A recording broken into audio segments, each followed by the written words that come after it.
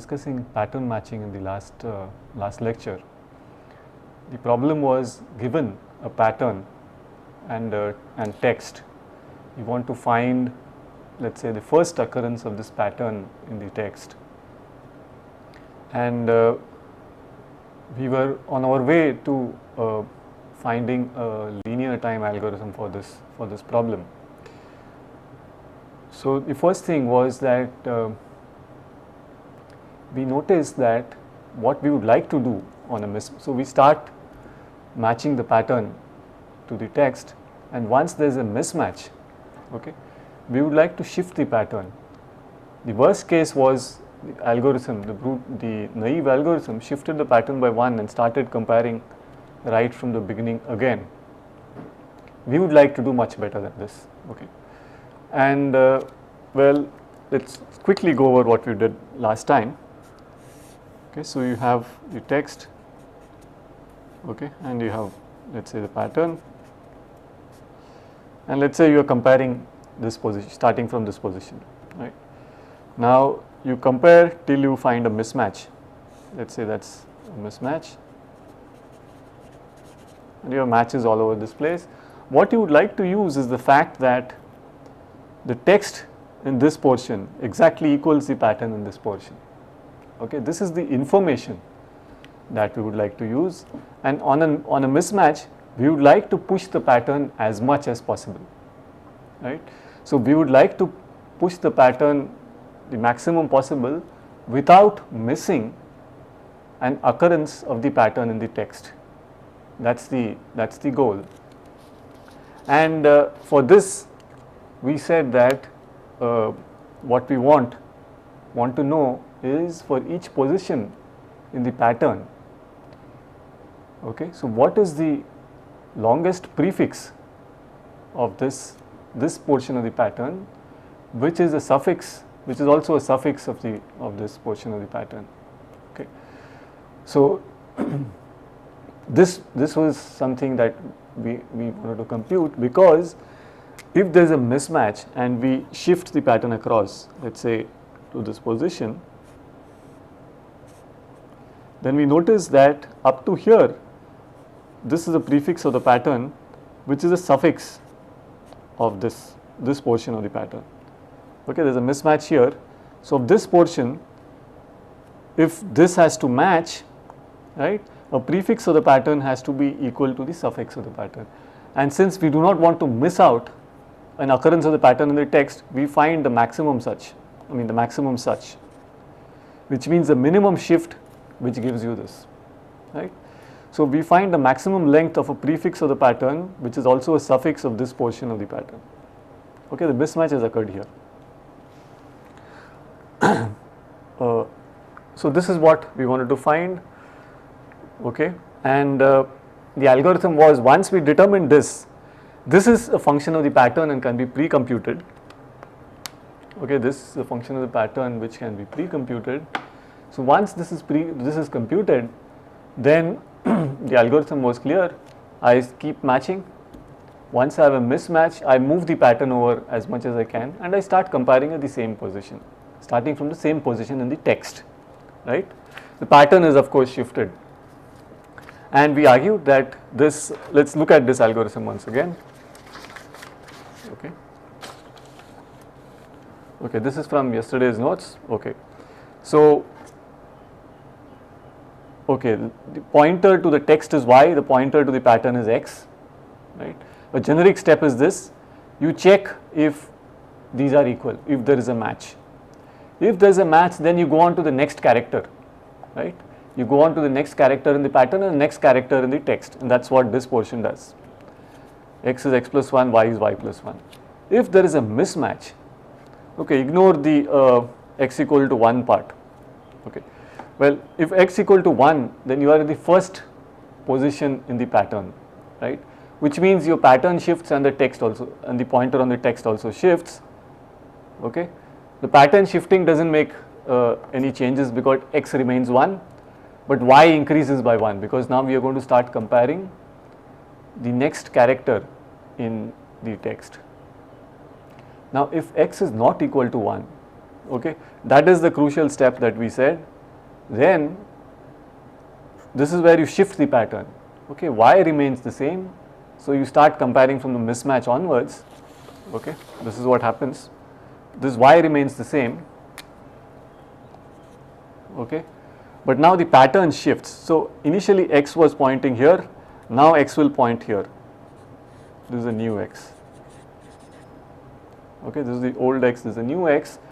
And how do you find this new x? New x is nothing but this length plus 1, right? It's nothing but this length plus 1, and that length we have calculated already, and which is fx. So if f is an array, then you would want to write, you know, f of x. If f is stored in an array, then you would want to find f of x. So this gives you, okay, the longest prefix, okay, of the pattern up to x minus 1, which is also a suffix of the pattern up to x minus 1. Only you need the prefix to be a proper prefix. Okay, so let us say the prefix of p1 up to px minus 2, okay, a prefix of this which is a suffix of p1 up to px minus 1. Okay, so that is what we wanted. So this moves the pattern up, that is what this says, and you start comparing again. This is in a loop. The question was, what is the number of comparisons we make, because this dictates the order of the algorithm, right? Now this I can write as number of successful comparisons and number of unsuccessful, which means number of times I take the if clause and number of times I take the else clause. Well, in the if clause we notice that each time there is a match, y moves up by 1. Okay, the pointer in the text moves by 1, okay, increases. We also notice that the pointer in the text never moves back, okay, it always moves forward. So the total number of comparisons can be at most n minus 1, right? Total number of successful comparisons can be at most n minus 1, because y increases each time. Now what about unsuccessful comparisons here? Well, again let's look at only x not equal to 1. When x is not equal to 1, then the pattern shifts. Okay, the text pointer remains as it is, but the pattern shifts to the right by at least 1 unit. Okay, so the total number of times the pattern will shift is at most n minus 1, and well, that is why this is also bounded by n minus 1. And y minus x plus 1 actually gives you the position of the head of the pattern. Okay, so if you look at y minus x, it points to the position right before the pattern. Okay, so x points here, y points here, right? This position is actually y minus x. Okay, so this gives me y minus x. So if I look at y minus x, since the pattern shifts, this will strictly increase. Okay, in this case, in fact in both this and that, you can see that this strictly increases. Okay, y increases in the first case, in the second case, I mean in the first case x decreases, in the second case here when x equals 1, y increases. So this thing always goes up, it never goes down. Okay, even when there is a match, it does not go down, right? The pattern remains as it is. That's what this is. So this fellow initially starts out being 0, and the largest value it can be is n minus 1. Okay, so maybe this is n. Okay, so the largest value is n. Actually x will be 1, I'm sorry, so this is n minus 1. Okay, so the total number of comparisons is order n. Okay, it's less than or equal to 2n clearly, which is what we wanted to show. So once we compute this fx, which is a property of the pattern, we can do this pattern matching in linear time. Okay, so we were still left with the problem of computing this function f, right? So that is something we have yet to do, and we will in fact do this, do it right now. So what is it that we want? Okay, so you are given, so the input is the pattern P1, P2, P3, PM. Okay, it is m characters long. Now what we want as output is for each I, find the largest prefix, largest or longest maybe, okay, longest prefix of P1, P2 up to Pi minus 1, which is also a suffix of P1, P2 up to Pi. Okay. So, this length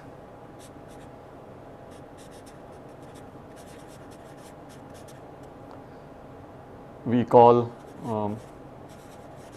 say Li, and this is nothing but f of I plus 1 from the previous. This is the f which was defined earlier.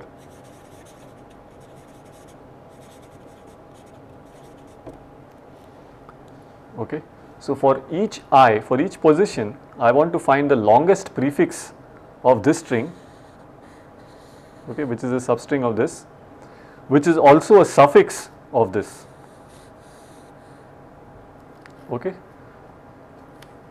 So, again pictorially let me draw this. So, I have, this is P1, P2 up to Pi minus 1. Okay.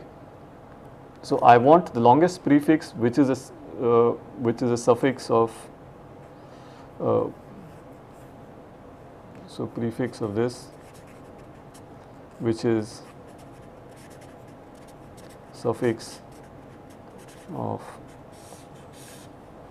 P1 up to Pi, okay, which means the longest prefix will look like this, okay, P1, this is Pi minus 1. Okay, so the minimum minimum that I have to shift so that there is a match up to this place. Okay, this length is what we want, and this length is called Li. It's also equal to Fi plus 1. Okay, as in the previous one. So let's focus on Li. We will not look at Fi as of now. So this is what I want. Shift the pattern the minimum so that there is a match here. Okay. Suffix of this string is a prefix of that string. Okay, this is a prefix and this is the suffix. Okay, this is what we want and this is what we want to compute, and there is a brute force way of doing this, right? So, what is the naive way?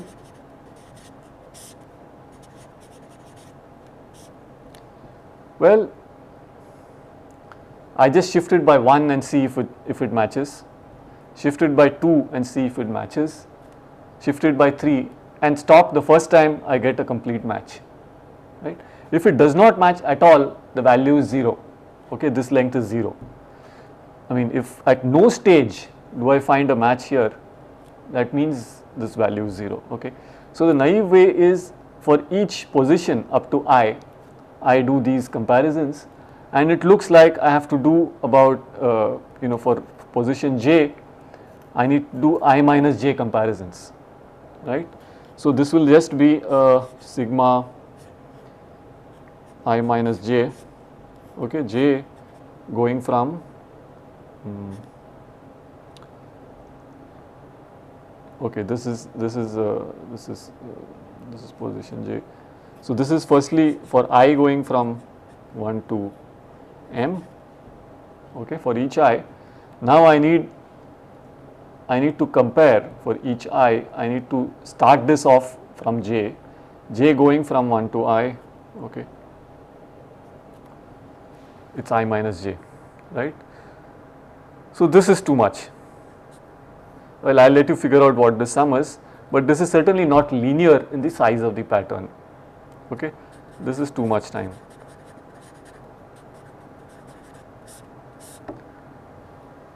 Okay, so I guess you can write this if needed,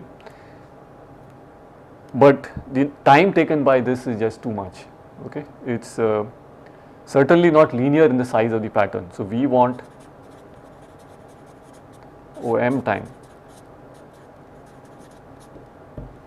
Okay, so this is not so. Well, then what do we do? So we'll put our algorithm design sort of principles to use to some extent. Okay, so we would like so this is a problem on arrays roughly. Okay, it looks like a problem on arrays or lists. So we will use our favorite inductive kind of approach. We'll use our inductive approach, and which means assuming that I have done it for the first I minus 1 places. How do I compute the ith value? So the value of L I have computed, let's say up to the first I minus 1 places, and I want to compute Li. L1, L2 up to Li minus 1 is done. Okay, so how do we do this? The question also is, can we use these L1, L2 up to Li minus 1, right?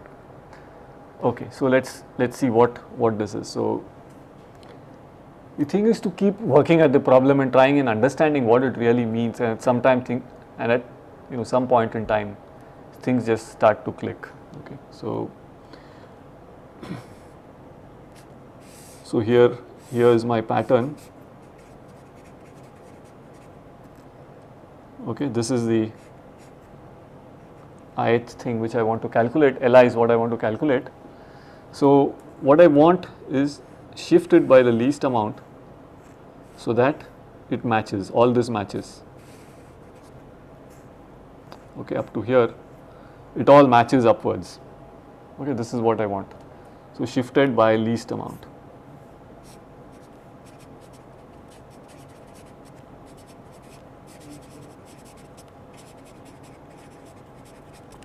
Or the longest prefix, whichever way you want to look at it. Okay, so the first thing to notice is that, well, if this portion matches this portion exactly, this portion up to the previous character also matches this portion. Okay, if this big portion matches all the way up to I, this portion up to the previous character also matches up to this portion. Okay, which means if I want a prefix to be a suffix up to I want a prefix also to be suffix up to I minus 1. Okay, so I want that to happen. Okay, I know that this length, okay, this length is at most, okay, L of I minus 1. This length is at most L of I minus 1. So I can start off by shifting. So I can start by shifting pattern by I minus 1 minus L of I minus 1. This I have already computed, right? By induction I have already computed. So I don't need to start off right here. I can start off by shifting it by this much, and now I start comparing. I know that there is a match up to this place. I only need to compare these two. If there is a match here also, then I know what Li is. It's just Li minus 1 plus 1. If there is no match here, then what do we do?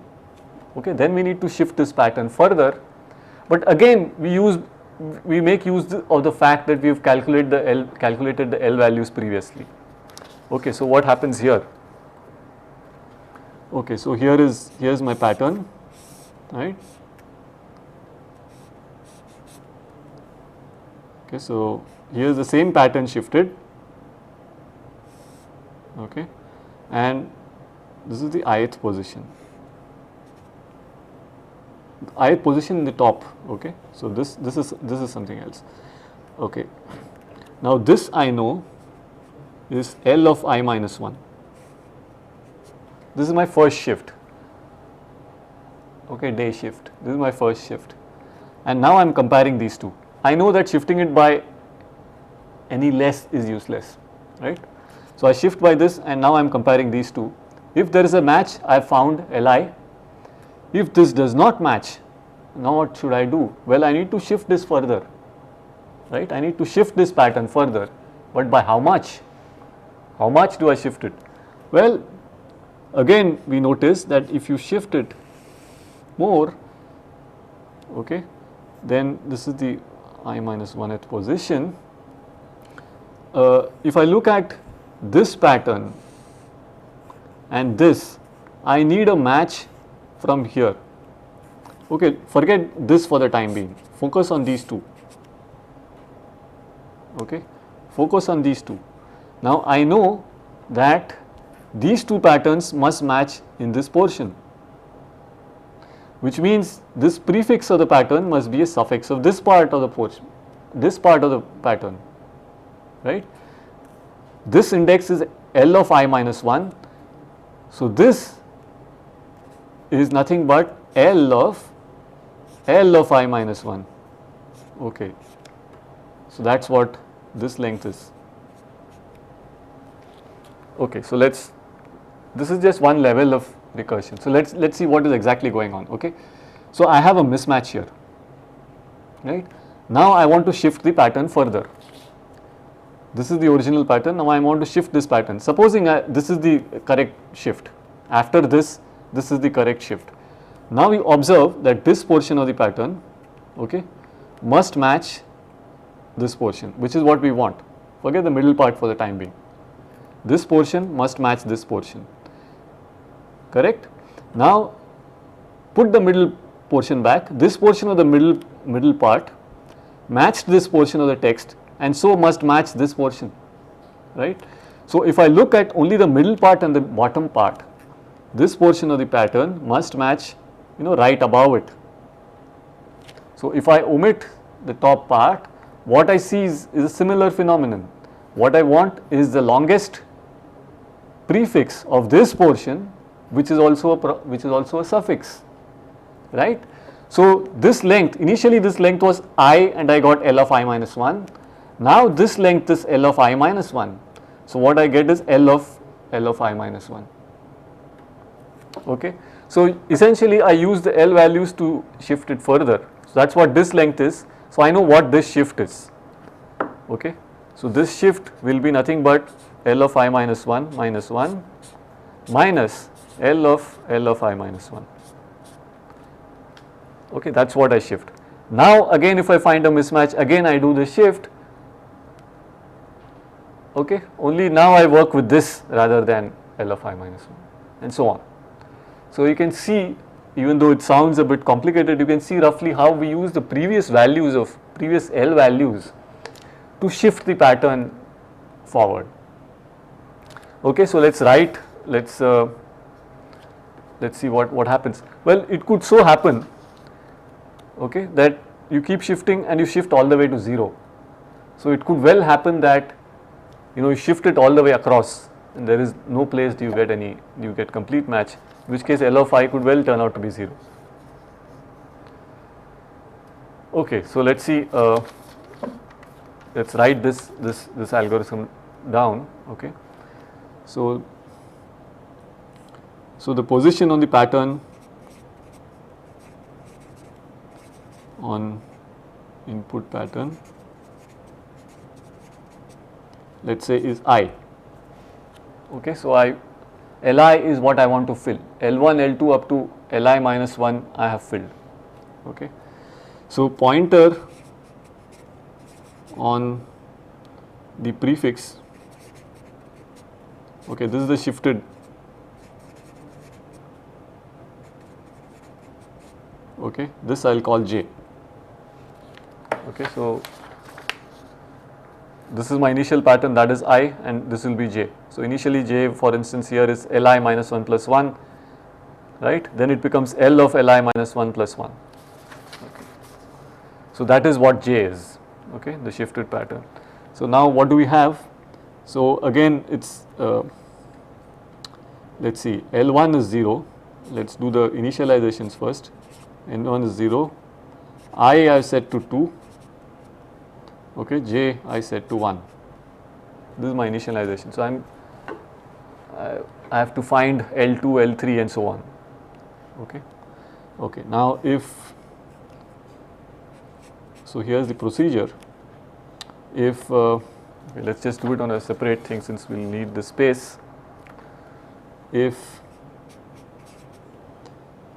pattern at I equals pattern at j, okay, then, well, here there is a match, so both pointers move forward. Okay, so also, okay, where was this? Okay, if there is a match at any time, okay, then I know what the L value is, right. If there is a match at any time, I know what L value is, it is nothing but j. So, Li equals j. Okay, this is the longest prefix that I found. I can now increment I and j. Okay, now I want to find it for the next value of I. Okay, this is inside the if. Okay, else, okay, this is the crucial part. Well, again, if j is not equal to 1, okay, which means you are not looking at the first character in the pattern, in the shifted pattern, then what can we say? Then we just shift the pattern some more, and what is the shifted value? It is nothing but L of j minus 1, okay, plus 1, right. So, this is exactly what we had. So, let me recall this portion. Yeah, it was L of, we were looking at I, so it is L of I minus 1 plus 1. Okay, similarly, again here it will be L of I minus 1 minus 1, okay, L of that is what we want, right. So, j will be L of j minus 1 plus 1. This is if j is not equal to 1. If j equals 1, okay, this is an exceptional case, then,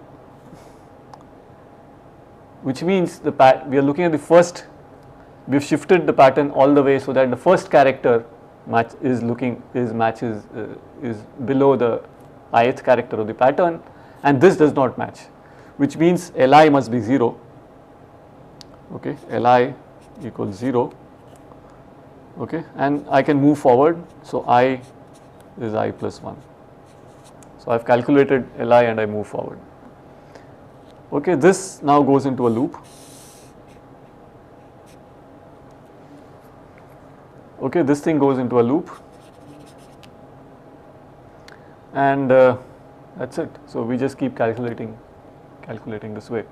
So, what is the time taken?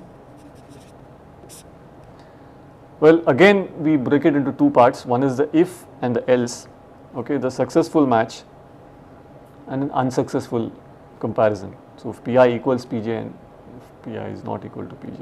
Okay, so here is if clause plus number of times you execute the else clause. So, how many times do you execute this? Well, again we notice that here I goes up by 1. Okay, so look at I goes up by 1 each time, which is the pattern. You fill out this entry, right. You fill out one entry in the pattern, which is Li set to j and I goes up. I never decreases anywhere.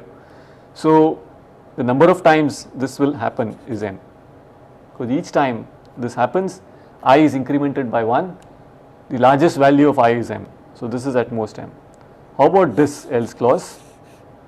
Well, either I is incremented, okay, or j is decremented, which means the pattern below it shifts. Again it is the same argument. So, I look at I minus j, the maximum value, this is always incremented here, it remains the same here, okay. This is always incremented in this case. So, the maximum time, the time taken here is m. So, the total time taken by this procedure, okay, is twice m. Okay, I just realized that I made a small mistake. Let me correct that. So everything was right except this. So just focus on this. Okay, here I wrote this -1, which is not true. Okay, what I had said earlier was perfectly correct. Okay, the reason the j value is actually L of I minus 1 plus 1. Okay, so what I have here is L of j minus 1. Okay, when I take L of j minus 1, now it becomes L of I minus 1. Okay, this minus 1. Okay, now the new j value will be this plus 1 and so on. Okay, so what I had earlier said was correct. This length, there is no minus 1 here, this length is exactly L of I minus 1. Okay, I am sorry for this mistake. Okay, so let us go back to the algorithm. We just finished looking at this and seeing why the time is twice m. So in linear time we have actually computed the L values. Well, if you want to write L as an array, I have written as subscripts. Okay, this is the way I describe this algorithm. You can of course write L of j minus 1. Okay, if you are storing the L values in an array, and this is how you would write it. Okay, I have just written it as a subscript. Okay, so if there is a match, okay, then I have computed the L value for I, and I go ahead and I am going to try and compute the L value for I plus 1, right. That is what this portion says. This portion says if there is a mismatch, okay, then I need to shift the pattern, okay, and how much do I shift it by? What do I shift it by? Well, that is where this j comes in. J I set to L of j minus 1 plus 1, okay. The reasoning is exactly what we did earlier, because okay, so here is my pattern. Okay, the ith position is what I am trying to compare, and I have shifted, and this is the jth position, on this bottom pattern. This is I and that is j, and there is a mismatch. How much do I shift it by? Well, if I shift it by some amount, okay, so let's say I shifted by this amount and this is the right value, okay, then up to here this portion of the pattern matches this portion of the pattern, okay, and I need to shift it by minimum so that this happens, okay, which means this length is nothing but L of j minus 1. Okay, this length is L of j minus 1. So the new j will be here. I am going to start comparing this with I. So this is nothing but L of j minus 1 plus 1, okay, which is exactly what we have. So if j is not equal to 1, j is L of j minus 1 plus 1. If j is 1, which means I was comparing the first character, okay, which means it looks like this. Okay, so let's do a new figure. So what happens when, so this is I, and the pattern actually looks like this, j is 1. Now if there is a mismatch, then I know there is no prefix which is a suffix of this portion. So Li equals 0, and I now move everything over. So I move I1 and I move the pattern by 1, and I start comparing from the same position. Okay, that is what this is. Okay, the whole thing is in a loop. Okay, and you end when you finish scanning the entire pattern. The total time is m, because the number of times this is executed is at most m, number of times this is executed is also at most m. So the total time is 2m, and in 2m steps we can compute this length L. Okay, and once we have the length L, we can compute the f that we wanted by just shifting the L values one step to the right. Okay, that is all there is, because fi plus 1 is Li. Okay, and once we have computed f for the pattern, now we can scan any text for this pattern, okay, using the algorithm that we saw last time. and that also works in linear time. Okay. This algorithm is due to Knuth, Morris and Pratt. Okay.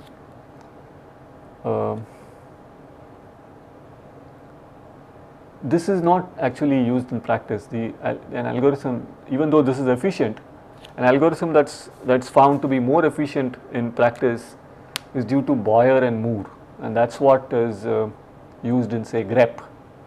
And Boyer-Moore, okay, it's very similar. The ideas are very similar. You want to shift by as much as possible and use the fact that there has been a match in some portion of the pattern in text. The difference between Boyer-Moore and this Knuth-Morris-Pratt is that Boyer-Moore starts comparing from the last pattern, the last character of the pattern downwards. Okay, here you start from the first character of the pattern upwards. In Boyer-Moore, you look at the last character of the pattern, okay, downwards. That's what they do, but the concepts are very similar. Okay, before we wind up this thing, let's go back and look at those two examples that we looked at right at the beginning and see what happens to the f function and how this pattern matching algorithm works on that. Okay, there were two strings that we looked at right at the beginning. So let's look at them and see what we have. Okay, so the two strings, the first string was a b b b. Okay, this is k times.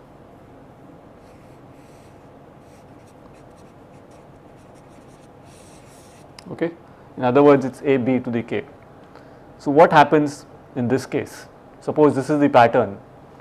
What do we do? So what are the L values? So of course for A it is 0.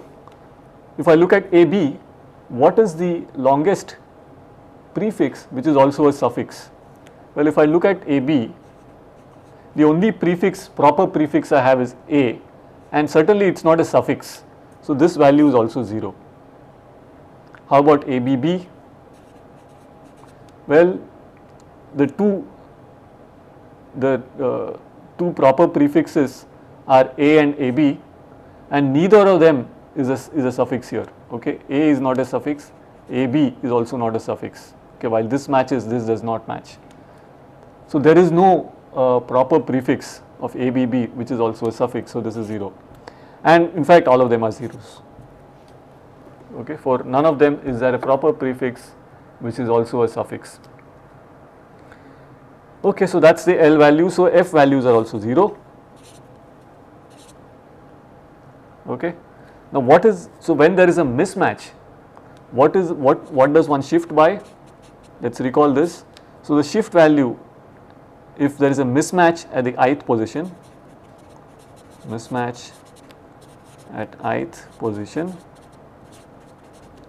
is I minus 1 minus Fi. In this case, it is I minus 1. Okay. If there is a mismatch at the ith position, I shift the pattern to the right by I minus 1 positions. This is exactly what we did earlier. Okay, so we basically shift the pattern all the way up to the position where there is a mismatch, almost to the position where there is a mismatch. Okay, so that was for that pattern, and this is exactly what we did earlier before we did all this analysis about prefixes and suffixes. But this was the idea that we sort of intuitively used then. So let's look at the second one, which was AB. Okay, this is k times. Okay, there is a string of A's. So this was the second pattern that we looked at. So what are the L values? Well, it's 0 for 1, the first one. If I look at AA, okay, the longest prefix which is also a suffix, well, the only proper prefix is A, that is also a suffix. Okay, so this value is 1. How about AAA? Well, the longest prefix which is also a suffix is AA. The longest proper prefix which is also a suffix is AA. So this value is 2. okay, and so on. This value will be k minus 1, for this it will be 0. Okay, these are the L values. What is the F values? What are the F values? Well, the F values are just all of these shifted to the right. So I have 0, 0, 1, 2 and so on to k minus 2, k minus 1. Okay, these are the F values, and if there is a mismatch, then you shift it by I minus 1 minus Fi, and in this case, okay, in this case this will be I minus 1, and Fi you can see is nothing but I minus 2, so this is 1. So you actually shift the pattern by just 1 unit, okay, which is also what we did there, right? If there is a mismatch, we only shifted it by 1 unit, but the crucial thing is we start comparing now, right? We start comparing where there was a mismatch. We do not go back and compare everything again. This was the other lesson we had learnt, and we also done this earlier, that once we have matched up to some level in the pattern, we know the previous things are all A's, okay, in this case. So we don't have to again sort of match all of them. Okay, we know that if we shift, that portion will always match with the previous thing. Okay, we just need to look at the new position in the text. Okay, so that's it for pattern matching from us. I would recommend strongly that you take more examples and do this yourself. Take examples of text strings, take examples of patterns, take these patterns, compute the L values, compute the F values, see how these values sit in, then take a text, and see how the algorithm runs with this pattern and text, what happens to the pointers, how the pointers move, okay, how do you shift, what exactly does one mean by shifting a pattern, etc., etc. So I would like you to run this algorithm that you've hopefully understood on a few examples that you can cook up yourself, so that you get a better hang of what exactly is going on. Okay. Thank you.